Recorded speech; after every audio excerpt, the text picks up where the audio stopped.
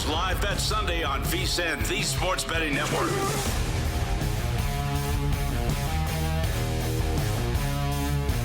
Live Bet Sunday. This is VSiN, the Sports Betting Network. I'm Dustin Swedelson, hanging with Will Hill for the next few hours here on VSiN. We just had a walk-off winner, the Pittsburgh Pirates, Will. I think plus 143 before the game started on the money line. In extra innings, it's Tommy Pham with the walk-off winner, and just like that, your Yankees go down in the final game of the series in Pittsburgh. How you feeling?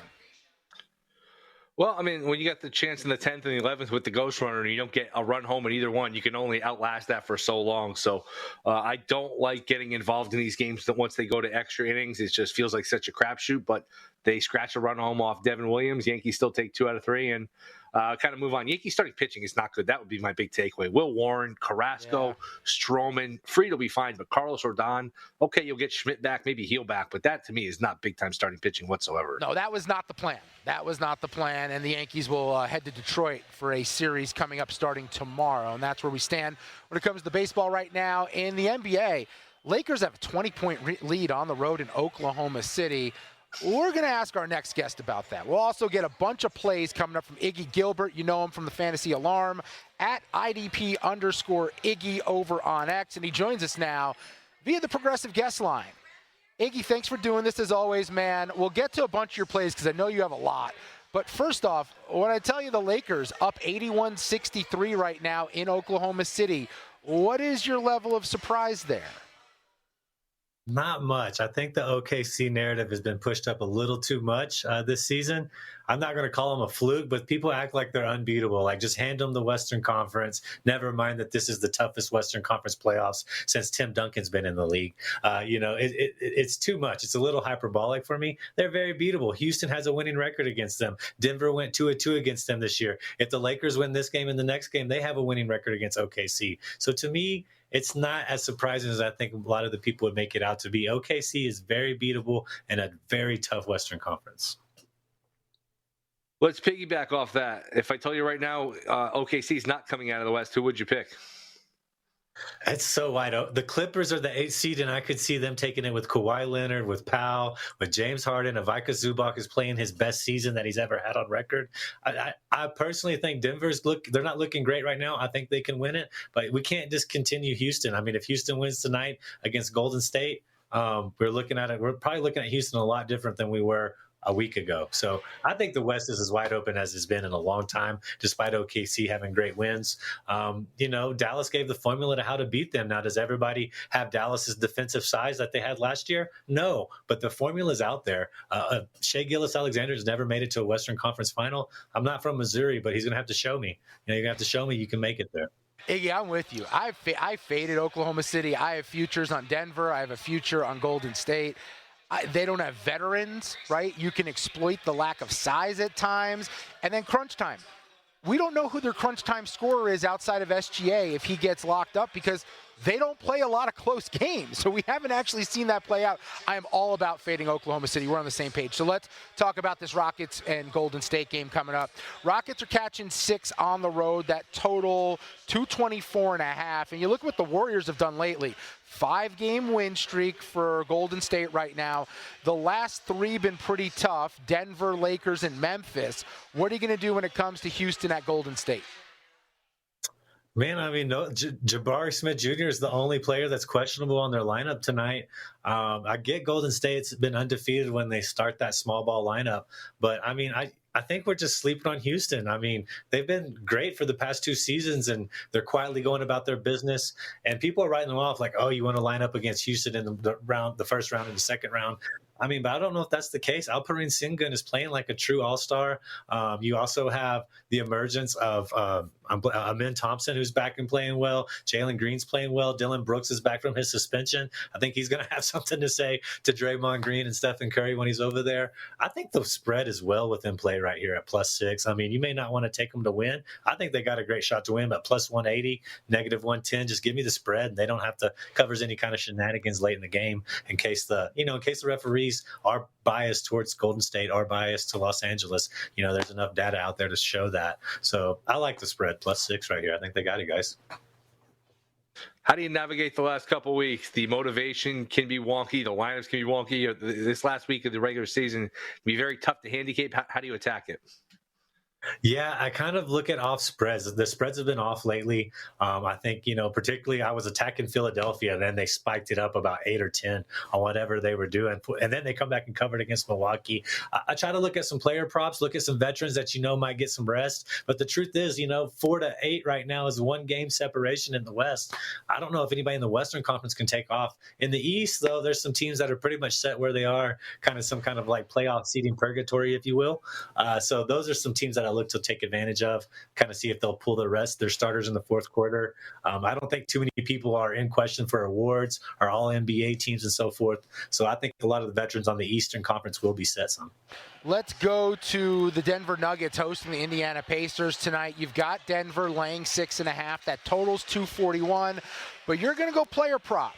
What are we going to do with Jamal Murray in this matchup against the Pacers?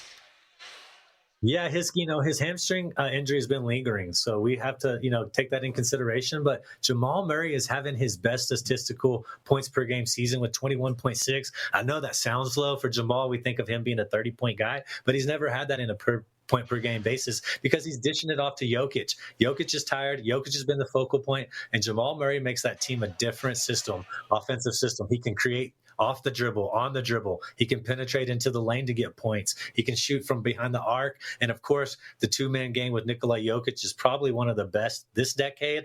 And it's up there in the top 10 all time, in my opinion, as somebody that's watched or listened to almost every game they've played. And I just think that it's going to create a new dynamic. Pacers like to push it as well. What do they score? 117 points per game, I believe, somewhere right in there. Let me see. Yeah, 117.4. Denver scoring 120.7. So both these players are going to push the pace, and it's just going to come down to how many attempts will Murray make. In the games that he's had 22 and 28, he went on to have 28 and 39 points. So I think the threshold's about 18, 19, 20. If he gets that many field goals today, he's easily going to get the points. And you read the spread, 240 something. It's already moved up from 238.5, which I took advantage of last night. So I think Murray easily clears 19.5 points tonight once he plays. Knicks laying a big number against the Suns. No Durant here for Phoenix, and what a disaster this has been for Phoenix, not just this year, but with the whole Durant-Booker era. Looks like Durant will probably be playing somewhere else next year, but what do you have in this game in terms of player props or anything else you like? Yeah, Will, that's a high spread. The Knicks might cover it. Once again, they might rest their veterans. I've been cashing on Karl Anthony Towns all year. I've been fortunate enough to hit the over when I've been going that route, but most of the time I'm on the under due to his season average being so high. Right now they have it at 11.5. I go back and look at the rebounds he's had in the last games he's played, 11, 13, 11, 10.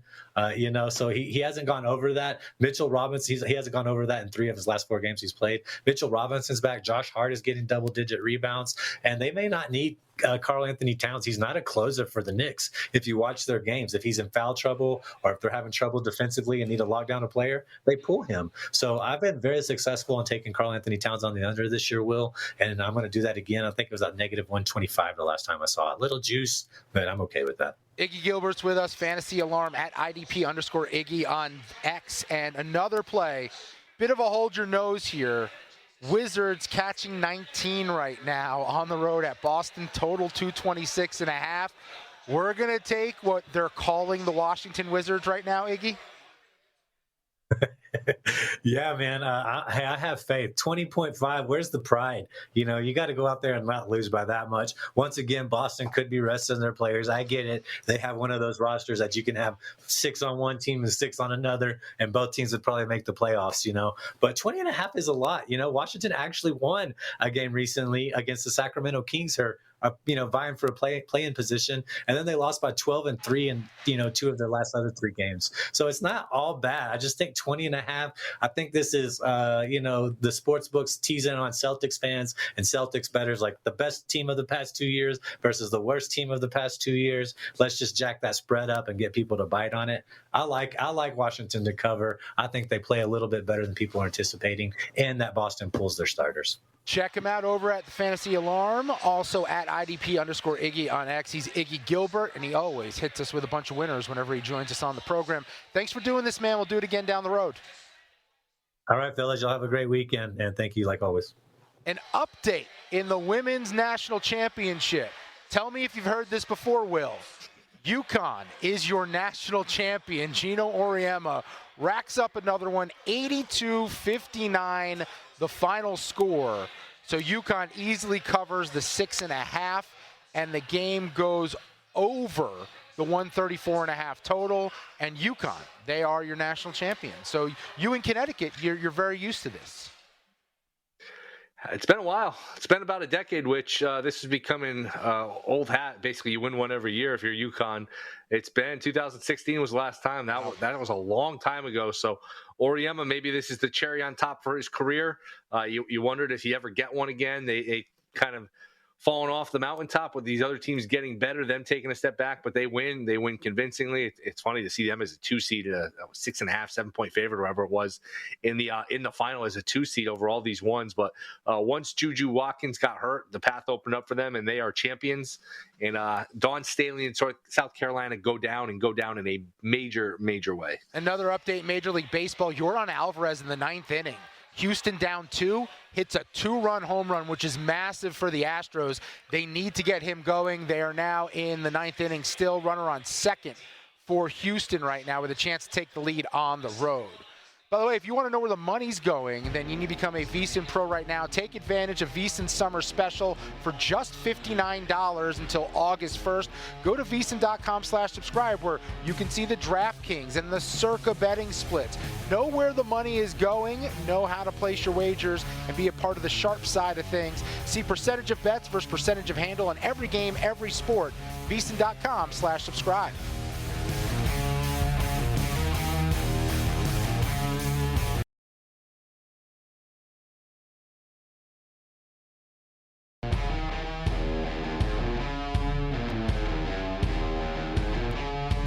This is Live Bet Sunday on VSiN, the Sports Betting Network. We're back on Live Bet Sunday. This is VSiN, the Sports Betting Network. Will Hill, Dustin Swedelson here, taking you through an afternoon of action across the board where it hasn't stopped. Something is happening every second today. So in case you missed it, the UConn Women Huskies, they are your national champions, 82-59 over South Carolina. Gino Auriemma wins, I believe, his 12th title there at UConn. 12th national championship for Gino Auriemma. When it comes to the hockey, in case you missed it, Alexander Ovechkin earlier today scored goal number 895 to pass Wayne Gretzky. He is now the all-time leading goal scorer in NHL history. Some other updates across hockey. We've got a 2-1 game in Minnesota between the Wild and the Stars. Wild just got on board to break the tie early in the third there. In the NBA, the Lakers on the road in Oklahoma City just taking care of business. Up 95-67 on the Thunder, where I have to imagine from a betting perspective, I haven't been locked into this game, Will, neither of you, but start thinking about some player prop unders on the Thunder side of things, where at some point you just call off the dogs and you live to fight another day when you're losing this badly at home. That would be the lean there. And in Minnesota, a Yordan Alvarez 2-run home run made it 7-7. We are now in the 9th inning. The Twins' offensive side of things with 1 out as Josh Hader picks up a strikeout for out number 2. So potentially going to extra innings there. In Texas, Rays on the road at the Rangers, tied up at 3s, 9th inning, and the Rays have a runner on first with 2 outs. So a lot going on here where you and I for so long did this shift where it was football season and it was the NFL and we monitored a few games. This is a bit of a different animal, my friend. There is a lot happening and it changes very quickly. Yeah, it does. But no complaints. And look, a couple weeks from now, we're going to have NBA playoffs. Oh, yeah. Not that far from now. Next week, we'll have all the craziness with the final week of and the final day of these teams trying to jockey for position. Some of these teams tanking. Remember, was it Orlando last year who played like 5 forwards at a time or 5 centers at a time to try to lose and try and get back into a more favorable matchup? So you see a lot of that sort of chicanery. So, yeah, it should be a lot of fun. The NBA playoffs, look, the NBA regular season is it can be tough to predict, to say the least. Perfect example of this today is Lakers lead 95-67, but they still have a very good playoffs, and it should be a competitive playoffs. All these teams in the West, the Cavs, Celtics dynamic in the East, and even have teams like the Knicks, the Pistons who are rejuvenating. So I'm really looking forward to the playoffs. I'm surprised you're as down on OKC. I understand being skeptical, and I think no matter what happens, I think we're going to look back and say, we should have seen it coming, whether that's OKC rolling through the West or OKC getting upset. We can say, man, the net margin was there. The stats were there. We should have known they were going to roll. And if they get upset, we should have said, we should have known they were vulnerable because Alexander doesn't have enough help and they're still young and the role player. So I think they'll be okay, but I do think it sets up a fascinating postseason. I just think the number is wrong. When I placed the bet, they were like even money to win the West. And I just think there's a lot of holes that you can punch through them, where I also think in today's NBA, Will, there's a lot of teams out there built and care more about the regular season than others. And I think there's a lot of teams in the West, Denver, the Lakers, even the Warriors to some degree, they don't really care about the regular season. It's just about getting to the postseason. And with Oklahoma City, I appreciate the effort night in and night out, but maybe that wears on them as well come postseason with all that extra attrition on their legs. I should note, I am sweating out a first five right now. Angels, Guardians, 2-2, top five. Tyler Anderson, bases loaded. Ron Washington came out to talk to him, kept him in the game. And I'm sweating an even money bet on Anderson and the Angels to win the first five. So if he can get out of this, I could potentially get a push, or the Angels win it in the bottom of the fifth there. So let's see what happens here as he's 0-2 now to Carlos Santana, who, while he's old, Carlos Santana has made a career of mashing left-handed pitching. So I don't know how much I love this move, and he wastes one to make it 1-2 in the dirt, a breaking ball. But a reliever was ready to go. And honestly, I wasn't like they need to bring the reliever in because they showed the back of the guy's jersey. I'm going to pull up his name for you right now. You tell me if you've heard of this guy, Will, because it's a guy I've never heard of in my entire life, and baseball is my favorite sport. It is something with a Zir. Ryan Zephyrian. Ryan Zephyr. When he sounds like a hockey player, I'm okay with keeping Tyler Anderson in the game to protect my bet. Not familiar with him. No, I'm never, with you. Never heard of the guy, but now I'm going to do a deep dive on him later tonight when I go home. As Anderson has a 2-2 count on Santana, and got squeezed a little bit on a breaking ball. That was close. Oh, he could have called that. Oh, that was close. Now we got the merry-go-round starts because full count, 2 outs. Now you can go on the pitch. I can't tell from here. Did it have the plate, or was that slightly off? I mean, according to the box, it didn't have the plate, but I thought, I don't know. I actually think that the box on the screen, we act like it's an exact science, like they've nailed exactly where the strike zone is. I'm not sure it really accounts for depth and angle and where it's located. Where the catcher caught it and framed it, it did look like a strike to me. However, sets up a full count in the 3-2 from Anderson. There you go. Struck him out. Let's go. We're still alive. All right, worst case, we get a push. Best case, the Angels play to run here. We win our first five, even money on the Los Angeles Angels. I still want to call them the Los Angeles Angels of Anaheim. Like, we made fun of that for so long, but now referring to them as the Los Angeles Angels, I feel like that's more offensive than not acknowledging the Anaheim part where they're an hour away from LA. I'm still a California Angels guy. Hey, I don't blame you. Shout out to Rod Carew. He converted. All right. Padres-Cubs tied up at 7s, top of the 9th. Looking for that game. What a long game that is. That game started 2 hours before our show. We're still playing the game. Is 3 hours later. But I guess it's not that long. But with this new age of baseball, these games go so quickly. Yeah. This is quite a long one. Yeah, the players love that on a getaway day. They love when they have to travel and the game is just taking forever. Tatis at the dish, tie game, top 9, run first for San Diego, nobody out. If anything happens, we'll let you know what goes down there. But, Will, I want to get your thoughts more on the national title game because you and I, while we broke it down from a Houston side of things, the Florida side of things is pretty fascinating to me. They also had a comeback victory. We forget because the way the Cougars came back over Duke, they were down 8 at the half. They won by 6. The defense and rebounding just took over. But the big story to me was Jani Broome was having his way for most of that first half. And the defense for the Gators just completely shut him down and eliminated him having any impact on the outcome. What did you see from Florida last night that leads you to believe, like, this is a team ready for the fight that Houston's going to throw at them? Yeah, I thought Broome just wore down. I thought they were out of gas. Broome was effective in the first half, 12 or 13 points, then only, I think, 3 in the second half. All of his unders got home, and he was favoring the elbow, favoring the knee. He just did not look like the same player. And the thing with Florida is you got to keep him in a transition, and Auburn didn't do that. And give Florida credit. They took a punch and they answered it, which they've done a couple times in this tournament. We're down 6 to UConn. We're down 9 pretty late to Texas Tech with a few minutes to go. And we're down 9 in the second half to Auburn, and they answered all 3 times. Now, I mentioned this earlier on. The 2 times they've only had 1 day of prep, UConn and Texas Tech. It hasn't gone well. They should have lost, either one of those games. Is there something to you give Golden extra time and he's really good and his team performs accordingly? And if you only give him 1 day, his team's not as effective. That's something in the back of my mind. But at the end of the day, I think that it's a Houston team that's tired and worn down after they play Duke, the second game of that Saturday night, which I think is a key thing. I know it's only 3 or 4 hours. Maybe it sounds crazy, but to me, Florida just has more weapons on offense. They've got a little more rest. They've got the depth. And I think Florida, in what should be a hell of a game, I do think Florida has enough to get home and win the game. Would not be shocked at all if Houston won. How could you be? This is a fantastic game. It's a fascinating matchup.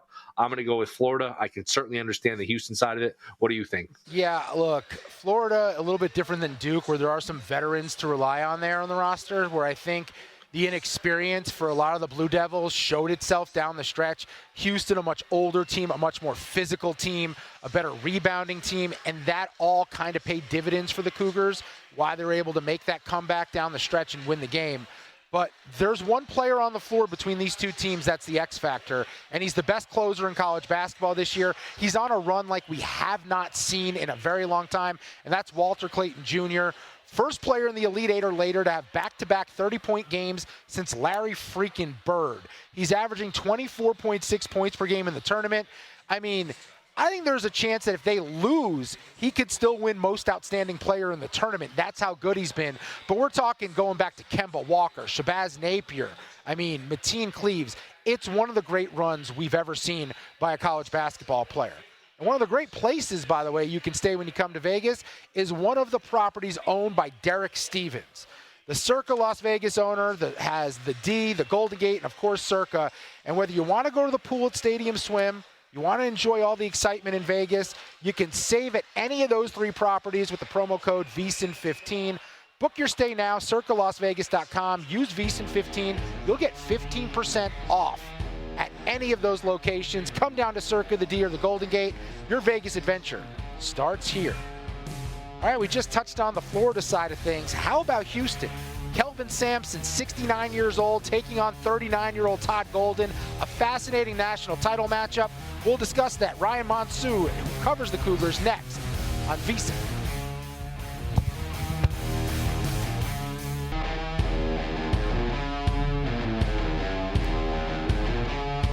This is Live Bet Sunday on VSiN, the Sports Betting Network.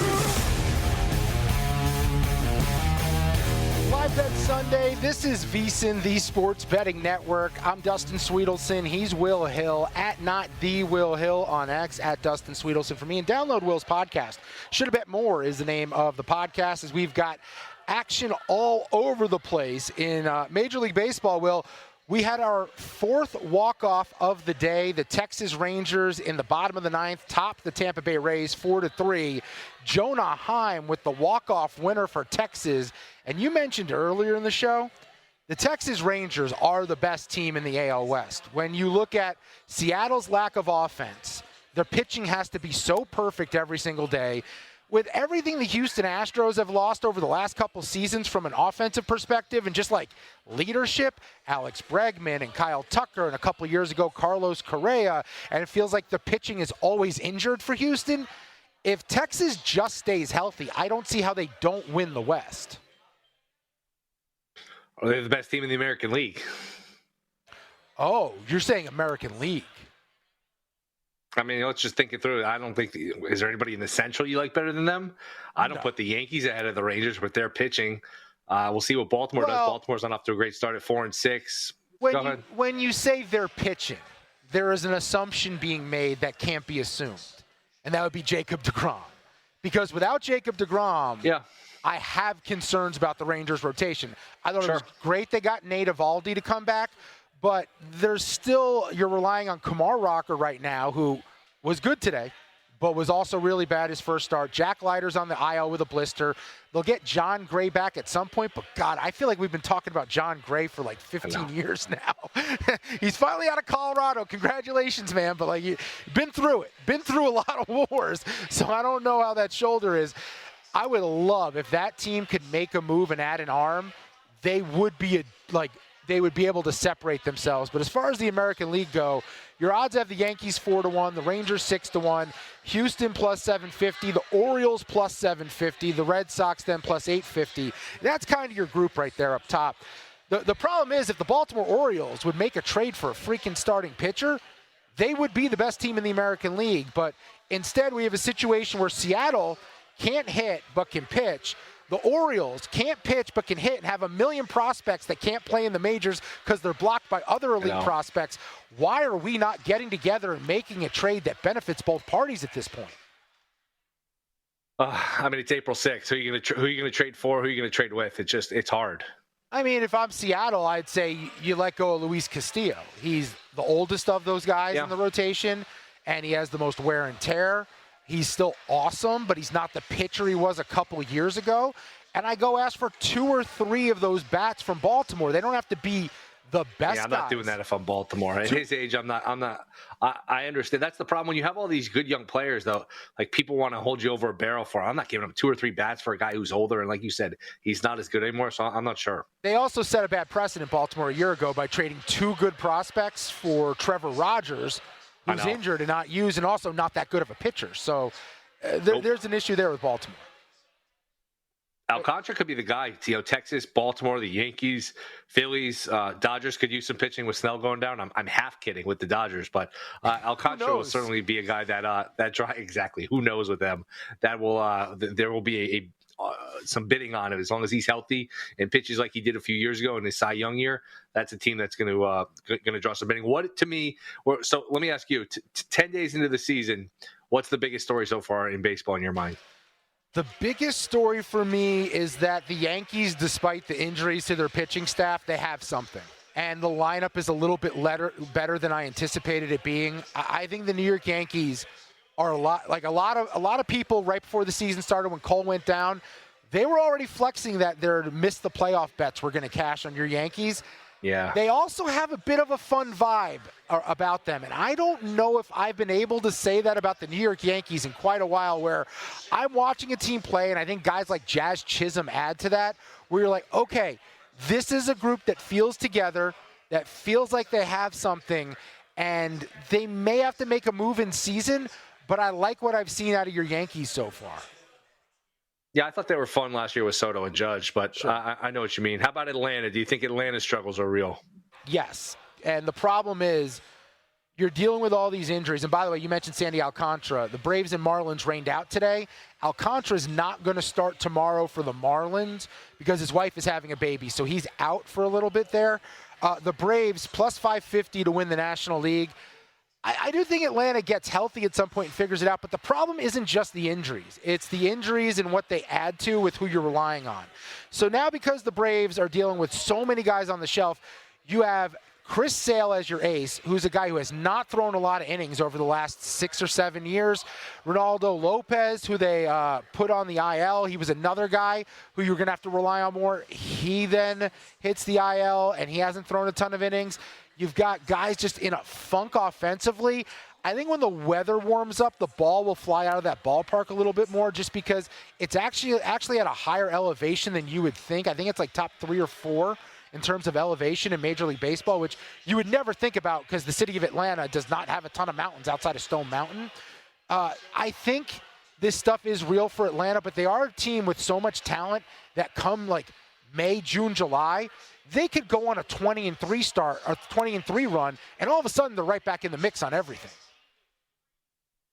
Yeah, and look, it's just a new way of baseball now where when it used to be 2 teams and 3 teams and 4 teams, you get off to one of these starts, you might dig yourself a hole you can't dig out of.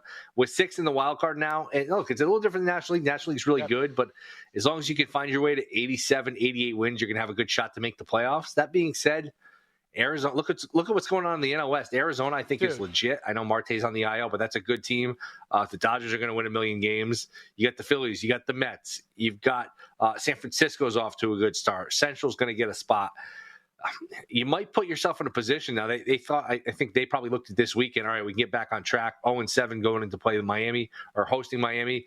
Get 3 of these and we'll feel much better about ourselves. They win on Friday night, lose Saturday, then get rained out Sunday. So they don't have the chance to get their footing about them. So to me, they're fascinating to watch. I ultimately think they'll be okay. But again, you might put yourself in a position where it's just really, really hard to dig out of. And the San Diego Padres just moved to 8-2 on the season when they win on the road at the Cubs at Wrigley Field.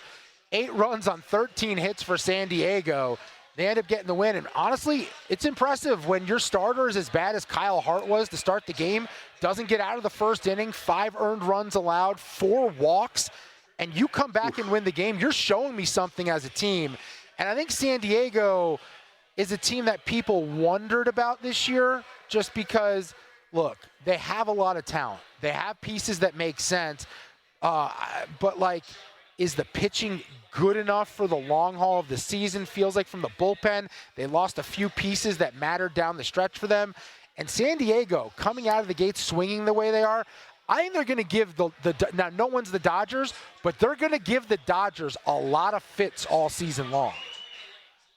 Remember, they were up 2-1 on the Dodgers in that best of 5, about to eliminate them. They had Cease on the mound. The Dodgers had a bullpen game. Yep. The fact that the Dodgers got off the mat there, won Game 5, and then the rest is history, I think that gets forgotten a little bit. The Padres had a really good chance to knock out LA, so I agree. There's still a lot of talent.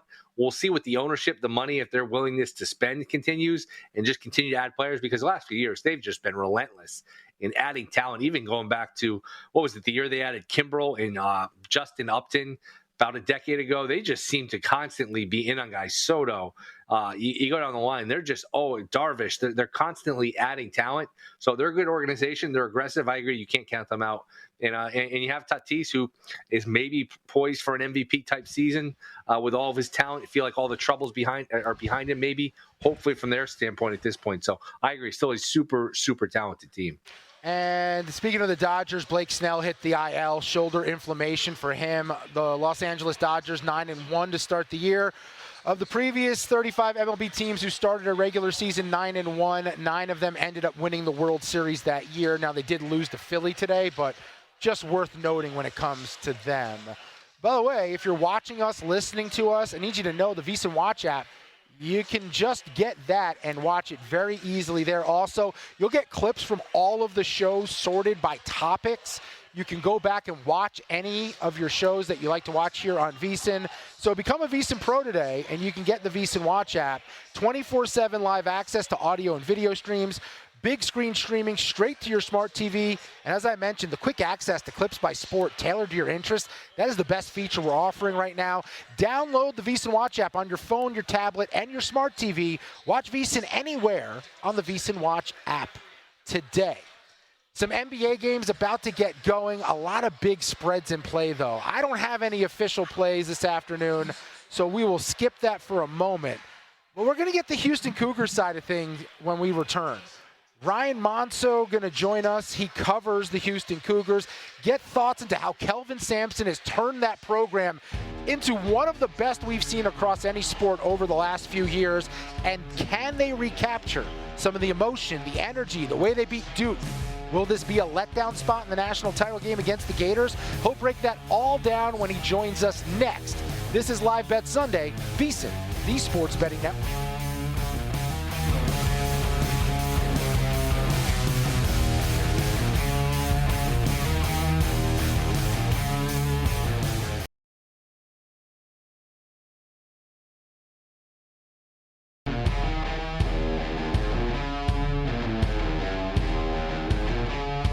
This is Live Bet Sunday on VSiN, the Sports Betting Network. Back on Live Bet Sunday, this is VSiN, the Sports Betting Network. I'm Dustin Swedelson alongside Will Hill, taking you through an afternoon of jam-packed action where we've got baseball, we've got hockey, we've got college basketball, but more importantly, the college basketball coming up tomorrow takes center stage as the national championship is set.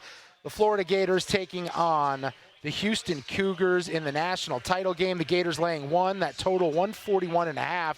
And to help us get the Houston side of things, going to welcome in Ryan Monceaux, GoCougs.com publisher, live from San Antonio, where I am fascinated to get the lay of the land. Because, Ryan, look, this Houston team, what they pulled off last night was nothing short of a miracle. To be down as big as they were with a few minutes to go, help us understand what are the vibes like for Cougar Nation coming off a game like that?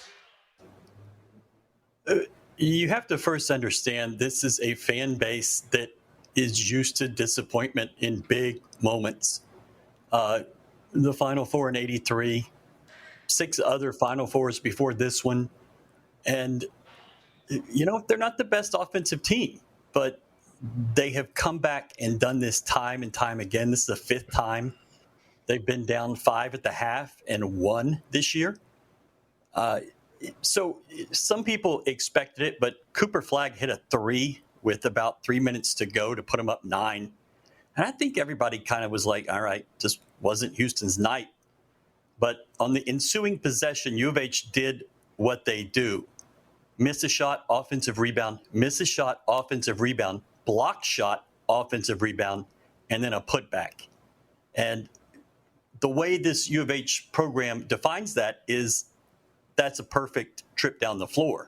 Even though you missed 3 shots, effectively it was 100%. And so you started to believe a little and then there's that administrative tech with about a minute to go. And you thought, well, that's it for sure. And then you come down and hit a 3 and, you had Juwan Roberts, 65% free throw shooter, makes 2 late. That's just what he does. And this team has done it 31 out of 32 times since they left Las Vegas in November at the NIL event. So it's just the vibe right now is fantastic. People are excited. They're jumping in the Riverwalk. They're having a good time. Would you have any concern here with a carryover into Monday? Just physically exhausting, mentally exhausting. They were the second game on Saturday. Florida gets 3 or 4 hours rest. Maybe they're a little fresher. Or is it the national championship game and Sampson coaches them so hard it's not a concern for you whatsoever here Monday night? I think there's always a concern mentally and emotionally after a game like that. Physically, no, it's not going to be a concern. But a week ago, U of H had Tennessee this afternoon, Sunday afternoon. They came off an emotional win and were flat, and U of H steamrolled them. You have to worry that that's a thing, but this team is so veteran and so senior-laden that at some point you just have to assume they're going to bring it no matter what. Yeah, and they've brought it for a while under Kelvin Sampson now. Maybe we should talk about the build that he's done, the way he's put this team together and getting to this point. You talked about the disappointment. Why is this version of Houston different than the ones of the past? Why is this the one that can get over the hump and potentially cut down the nets when it's all said and done tomorrow night? Well, you've had 2 other runs in U of H history where you made 2 Final Fours back-to-back. You made 3 Final Fours back-to-back. But that was it. There was no sustaining the program. This is the golden era of Houston basketball. You've had 10 winning seasons in a row. I think you've won a conference title 7 of the last 8 years. You've steamrolled through the Big 12 in 2 seasons. This is built to sustain, and they have shown an ability to go out and find the right player, not necessarily the 5-star guy, but a guy that can fit into this culture. You're not coming here to score 30 a night. You're coming here to beat the hell out of somebody and intimidate them physically and find a way to win. And that's just really what they've done all season. As far as the long-term rebuild, when Kelvin Sampson got here, games would have 200 to 300 to 400 people at each one. Conference games, out-of-conference games, it didn't really matter. You were playing in a 50-year-old arena with rats running around everywhere. I mean, it was not a Division I program. It was closer to a junior high program than a D1 program. But he said, I need this, and you're going to do it, or I'm not coming. they agreed and they found the money to build a practice facility, build a new arena, and treat this program like a big boy. And now they're delivering those big boy results. How about Monday night here? Florida 1-point favorite, total 141. Would you agree that Houston, if they're going to win this game, they probably prefer it's in the 60s? Meanwhile, Florida probably wants to get up and run and get it in the 80s. And where do you ultimately land on what happens here Monday night? Yeah, Houston has dominated when the game was in the 60s. I don't think they've lost a game that was played in that area. The 3 of their 4 losses have been in overtime. So, scores are a little higher. As far as Florida as a small favorite, that's probably right. They should probably be a 3-point favorite, to be honest. But this Houston team, it feels like destiny. It feels like these guys have stayed and have built this program. It's not a real NIL era program. You're not bringing in 5 or 6 or 8 new guys every year. Juwan Roberts has been here 6 years. Some other guys have been here 4 and 5. And it's just a little different program. And I think second half, they physically wear down Florida. Florida's used to playing in a really good league, but maybe not a physical game, a pace that U of H plays at, which they typically can get teams to play at their pace. Yesterday, you thought Duke was going to get into the 80s, with 10 minutes to play, and they ended up at 67 points because they just couldn't score late. And that's what U of H has to do. If the game's in the 80s, then it's a Florida victory.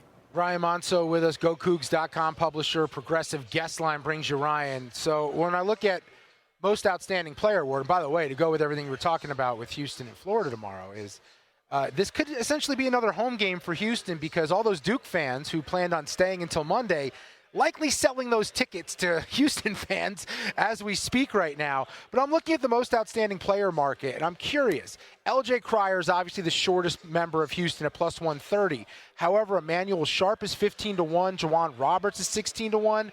If Houston's going to win this game where Florida can score, do you see anyone other than Cryer being the guy who leads them there, or do you think if they win, it's because Cryer carried them offensively? Emmanuel Sharp. All that kid does is win MVPs in tournaments. There was a tournament a year and a half ago at Toyota Center in Houston against Texas A&M. He won the MVP there. Another tournament last year, he won the MVP. This year, the Big 12 tournament, he was the MVP. Last weekend at the Midwest Regional, he was the MVP. I told him today, LJ kind of stole your thunder in the game yesterday. How are you going to get that back? And he just said, you'll see. So I'm taking Emmanuel Sharp if I'm taking anybody. All right, he's 15-1. That's what we love to hear. Ryan Monceaux, GoCougs.com is the website. Go check him out now. We appreciate you joining us, man. It was a great breakdown, and as someone who has Houston plus 650, I hope you're right about everything you said. Okay? Yeah, and you should come to San Antonio. There's Duke and Auburn merchandise 50% off everywhere. Make sure to get it. Yeah, I think those are going to some underprivileged kids in Africa with the national champion logo. He's Ryan Monceaux. Thanks for doing that, man. Great stuff. This is VSiN, the Sports Betting Network. And follow Ryan on X at GoCougs1. Want to let you know, if you're ready to take your sports betting to the next level, then you got to check out our friends over at sharpplays.com. That's your secret weapon, people. Since 2011, they've been building trusted relationships with major sportsbooks and sports insiders worldwide.